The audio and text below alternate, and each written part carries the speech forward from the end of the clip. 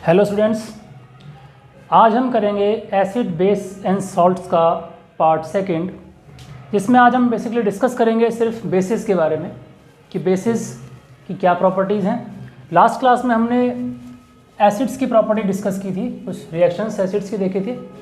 आज हम बेसिस के बारे में पढ़ेंगे। तो ये शुरू करते हैं। बेसिस की क्या क्या प्रॉपर्टीज़ होती हैं, देखिए step by step. Number 1, bases are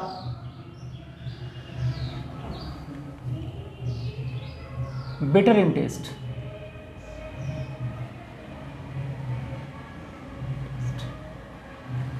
इनका जो टेस्ट होता है वो तीखा होता है, ये बिटर होते हैं टेस्ट में। नंबर 2, बेसिस आर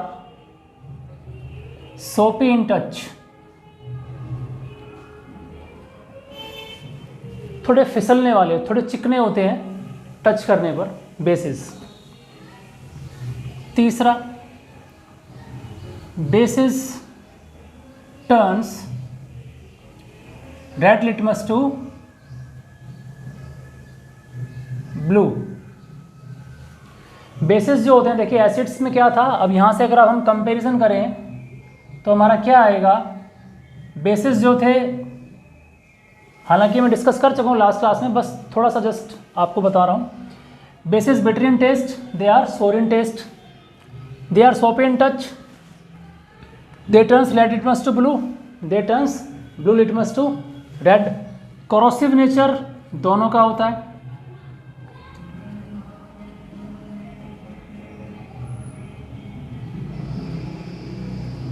जैसे KOH है, NaOH है, ये ऐसे बेसिस होते हैं जो ना बहुत स्ट्रॉन्ग बेस होते हैं, तो इनको अगर स्किन से कांटेक्ट में आ जाएं तो ये नुकसान पहुंचा सकते हैं। तो बेसिस भी कैसे होते हैं, एसिड्स भी कैसे थे, अब उन्हें अगर टच करें या स्किन पर वो लगे तो हमें नुकसान करते हैं, ऐसे बेसिस भी होते हैं। इसलिए इन केमिकल्स को, चाहे वो एसिड हो चाहे बेसिस हो, इनको छूना नहीं चाहिए कभी, ना इनको कभी टेस्ट करके देखना चाहिए।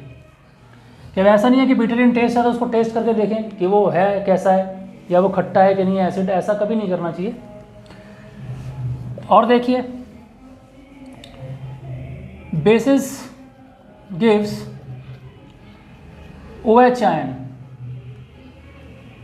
When react with water. Basis की पहचान ये होती है कि अगर वाटर से उनको रिएक्ट कराया जाए या वो पानी में डिसॉल्व किए जाएं तो बेसिस क्या करते हैं, OH आयन प्रोड्यूस करते हैं। OH आयन प्रोड्यूस करने वाला सब्सटेंस बेस कहलाता है। वहीं एसिड्स में हमने क्या पढ़ा था, वहाँ पर वो H आयन प्रोड्यूस कर रहा था। तो बेसिस जो होते हैं वो OH आयन प्रोड्यूस करते हैं। 6, इलेक्ट्रिक कंडक्टिविटी। देखिए, इनका जो वाटर सॉल्यूशन होता है या बेसिस इन मोल्टन स्टेट और इन वाटर सॉल्यूशन, क्योंकि बेसिस जो होते हैं वो आयंस प्रोड्यूस करते हैं वाटर में डिसॉल्व होने के बाद, तो आयंस जो होते हैं वो इलेक्ट्रिसिटी कंडक्ट करने में हेल्प करते हैं। इसलिए बेसिस भी क्या होंगे, इनका जो वाटर सॉल्यूशन होगा वो इलेक्ट्रिसिटी कंडक्ट करेगा बिकॉज ऑफ आयन, क्योंकि आयनिक फॉर्म में डिसोसिएट हो जाएंगे। जैसे देखिए NaOH है, ये डिसोसिएट हो जाएगा सोडियम आयन और दिस हाइड्रोक्सिल आयन में, यानी OH आयन और सोडियम आयन हमें ये देगा, अलग अलग हो जाएंगे। तो क्या ये क्या करेगा, इलेक्ट्रिसिटी इनकी वजह से कंडक्ट होती है। ऐसे ही एसिड्स के केस में भी हमने देखा था कि वहाँ पर क्या था, हाइड्रोजन आयन मिल रहा था, जैसे H2SO4, तो क्या था ये H आयन और सल्फेट आयन आयनिक फॉर्म में कन्वर्ट हो गया, तो क्या हो रहा था, इलेक्ट्रिसिटी कंडक्ट। तो ये भी due to the presence of ions electricity conduct करते हैं इन देयर वाटर सॉल्यूशन। ठीक है, अब इनकी रिएक्शन एक्टिव मेटल्स के साथ, एसिड्स के साथ वो भी देखते हैं। रिएक्शन विद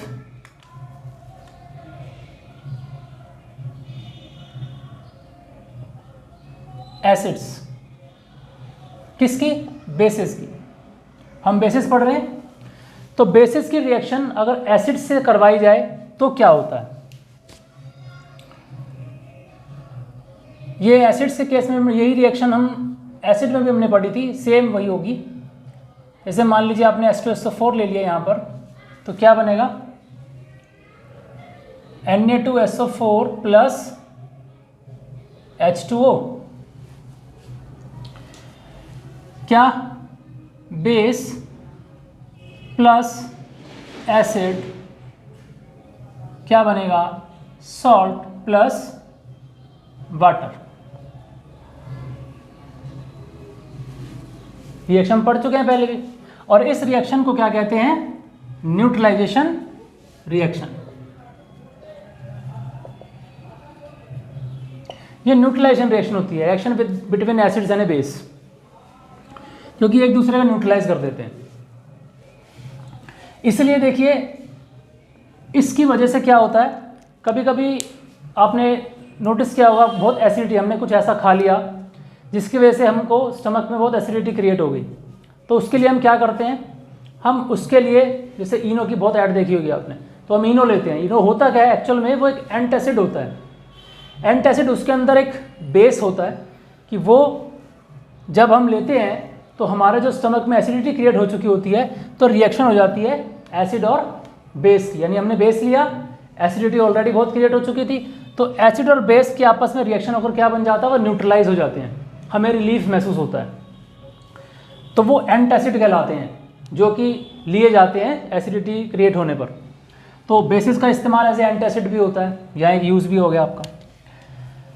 और देखिए, रिएक्शन विथ मेटल, मेटल के साथ अगर बेसिस रिएक्ट करेंगे तो क्या होगा? बेस प्लस मेटल क्या मिलेगा? प्रोडक्ट क्या मिलेगा? प्रोडक्ट मिलेगा आपको वो मेटल साल्ट, जो मेटल आप इसमें लेंगे, सॉल्ट प्लस हाइड्रोजन,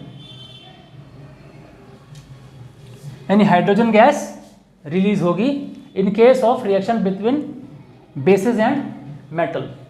कोई भी आप एक रिएक्टिव मेटल का एग्जांपल ले सकते हैं, खुद से लिख सकते हैं, कोई बहुत मुश्किल रिएक्शन नहीं है, क्योंकि इतनी रिएक्शन जब आप कर चुके होंगे तो ये भी आप खुद से लिख सकते हैं। मेटल कोई भी ले लीजिए आप, मैग्नीशियम ले लीजिए, कैल्शियम ले लीजिए, कॉपर ले लीजिए, एल्युमिनियम ले लीजिए, कोई भी एक्टिव मेटल। और reaction with non metallic oxide,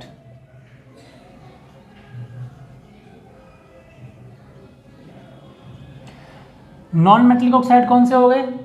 example के तौर पर जैसे CO2, ठीक है, SO2, इस ये नॉन मेटलिक ऑक्साइड है, क्योंकि दोनों सल्फर है, कॉपर है, सॉरी कार्बन है, नॉन मेटल्स हैं, ऑक्सीजन नॉन मेटल्स।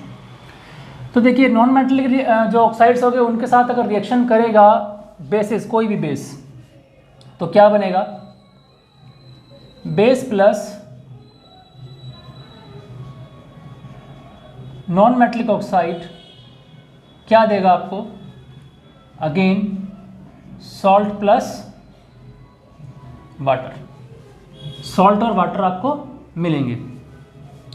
इसकी रिएक्शन, ये आई थिंक नहीं आ रहा होगा इसमें कैमरे में, तो मैं इसको ऊपर लिख देता हूँ रिएक्शन इसकी।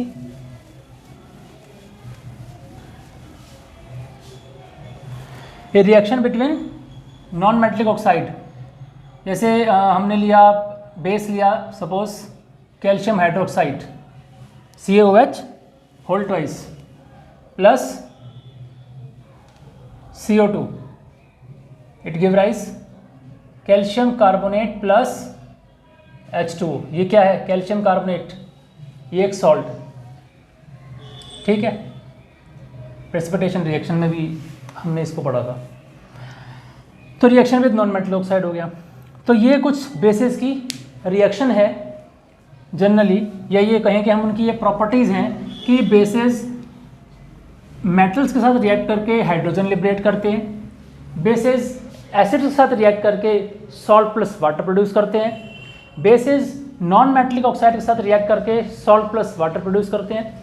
तो ये उनकी प्रॉपर्टीज़ हैं, केमिकल प्रॉपर्टीज़ में आ गया। बेसिस का मैंने एक छोटा सा आपको एग्जांपल भी दे दिया कि हम एंटासिड के तौर पर भी बेसिस को यूज़ करते हैं। बाकी बेसिस के और भी बहुत सारे यूज़ होते हैं, जिसमें कुछ सॉल्ट्स हम पढ़ेंगे, जैसे कास्टिक सोडा है, या और भी हम चीज़ें देखेंगे जो हम सॉल्ट्स में पढ़ लेंगे। फिलहाल हम और देखते हैं बेसिस और एसिड्स के बारे में।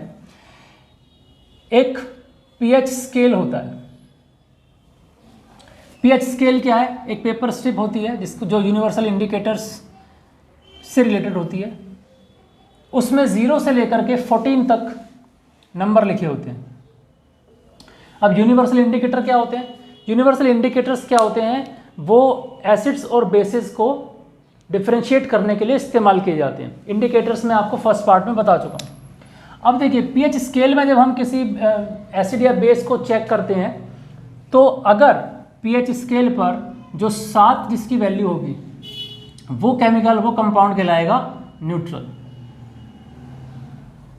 यानी वो ना तो एसिडिक है और ना ही वो बेसिक है, वो न्यूट्रल कंपाउंड है। अब आप अगर 7 से जितना नीचे जाएंगे 0 की तरफ, उतना ही एसिडिक कैरेक्टर इंक्रीज होंगे, और जितना आप राइट साइड में जाएंगे उतना ही बेसिक कैरेक्टर इंक्रीज होंगे। यानी कि अम्लीय गुण बढ़ेंगे इधर और क्षारीय गुण बढ़ेंगे इधर। अगर किसी कंपाउंड का pH 6 है और किसी का 4 है या किसी का 1 है, तो कौन ज़्यादा एसिडिक होगा? 6 वाला, 4 वाला या 1 वाला? ज़्यादा एसिडिक कौन है? ज़्यादा एसिडिक होगा 1 वाला, उसके बाद 4, उसके बाद 6, क्योंकि जैसे जैसे 7 से हम नीचे जाएंगे एसिडिक कैरेक्टर इंक्रीज होते हैं। सिमिलरली जैसे जैसे आप आगे जाएंगे, सपोज कीजिए यहाँ 9 है, यहाँ कोई 11 है, यहाँ 13 है, तो 13 वाला जो कंपाउंड होगा वो ज़्यादा बेसिक होगा इन कंपैरिजन टू pH 9 वाले के। अब इस pH की जो वैल्यू है, देखिए हम हमारी जो डेली जो हमारी बॉडी है, हमारी अपनी बॉडी का भी एक pH लेवल होता है। यानी हमारा जो ह्यूमन बॉडी है वो भी एक बहुत ही नैरो pH स्केल पे वर्क करती है, प्रॉपर फंक्शनिंग हमारी होती है। यानी हमारी बॉडी का pH होता है 7.0 टू 7.8 इन बिटवीन। इससे ज़्यादा हो जाएगा तो हमारी फंक्शनिंग गड़बड़, और इससे कम हो जाएगा तो भी हमें प्रॉब्लम है। तो हमारे जितने भी जो मेटाबॉलिक एक्टिविटीज़ है या जो हमारी बॉडी की जो फंक्शनिंग्स हैं डिफरेंट, वो इसी pH लेवल के बीच में होती है। और देखिए, हमारे सलाइवा का अपना एक pH है, हमारे गैस्ट्रिक जूस का अपना एक pH है, हमारे दांतों का जो इनेमल होता है, इट इज़ सबसे हार्डेस्ट सब्सटेंस है हमारी बॉडी में, वो हमारे दांतों का एनिमल है, उसका अपना एक pH होता है। तो यानी कि वो सारा सबका अपना अपना एक pH लेवल होता है। तो between this and this human body का pH लेवल वेरी करता है। तो ये हमारे कुछ एसिड और बेस में डिफरेंशिएट था। आप इजीली इसको डिफरेंशिएट कर सकते हैं। एसिड और बेसिस से अगर आपसे पूछा जाए कि डिफरेंशिएट कीजिए एसिड और बेस में, तो आप इजीली उसको कर सकते हैं। नेक्स्ट क्लास में हम करेंगे बेसिस के बारे में, और सॉरी माफ़ कीजिएगा, सॉल्ट्स के बारे में।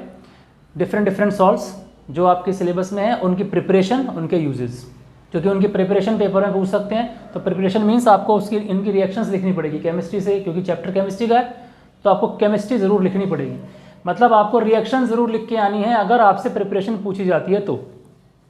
और जब आप कोई प्रॉपर्टी लिखते हैं, जैसे एसिड की या बेस की, जैसे मेटल वाली प्रॉपर्टी लिखी या आपने न्यूट्रलाइजेशन रिएक्शन के बारे में बताया, तो एक एग्जाम्पल के तौर पर एक रिएक्शन ज़रूर लिखिएगा, उसके अच्छे मार्क्स मिलते हैं। वरना क्या होगा, वो रिएक्शन के मार्क्स कट जाएंगे आपके। आपने लिख दिया उसको, स्टोरी तो लिख दिया आपने, लेकिन उसमें केमिस्ट्री तो नहीं लिखी, तो आपको वहाँ पर कोई ना कोई रिएक्शन भी एग्जाम्पल के तौर पर लिख के आनी पड़ेगी। तो बेसिस में अभी इतना ही। कोई चीज़ छूट गई हो, कुछ रह गया हो कोई टॉपिक, तो आप मुझे बता सकते हैं, सजेस्ट कर सकते हैं, कमेंट कर सकते हैं। मैं उसको नेक्स्ट लेवल में या किसी और क्लास में अलग से उनको कवर कर लूँगा। तो ठीक है, मिलते हैं अगले वीडियो में सॉल्ट्स के साथ। Thank you.